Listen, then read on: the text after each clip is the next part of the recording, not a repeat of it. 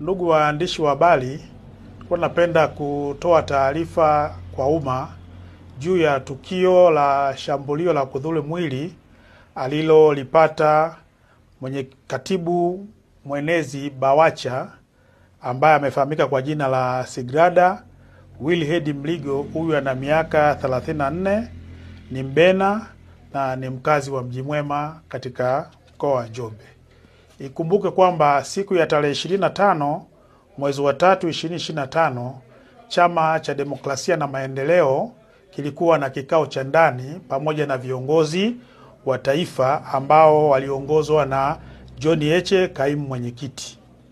Katika kikao hicho mambo mbalimbali yalijadiliwa, likiwemo lililokuwa linamhusu Sigrada Wilherd Mligo ambaye ni katibu mwenezi wa BAWACHA taifa, juu ya kufanya mikutano bila kufuata utaratibu wa chama hicho.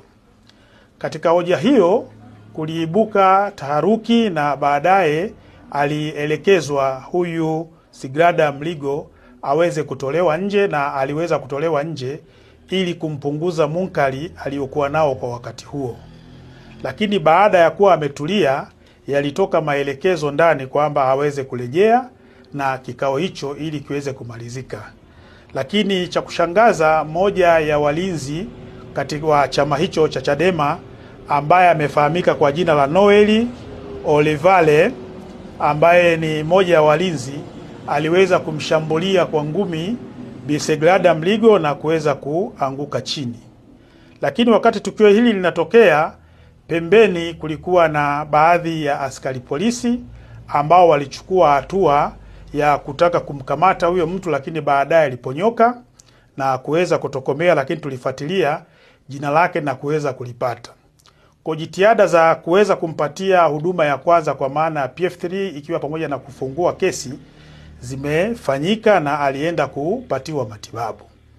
Na kwa sasa Bi Sigrada Wilherd Mligo amelazwa katika hospitali ya Kibena akiwa anaendelea kupatiwa matibabu, na jeshi la polisi tunaendelea kumtafuta ndugu Noel Olivale ili aweze kujibu tuhuma alizonazo za kumshambulia. Lakini hali ya kiusalama na katika mkoa wa Njombe ni shwari, na mikutano hii ya Chadema inaendelea kufanyika na hakuna uvunjifu mwingine wa amani katika maeneo ya wazi, mbali na zile hoja ambazo zilizotokea katika ukumbi wa ndani wakati wa kikao chao cha ndani ambacho kilifanyika siku ya jana.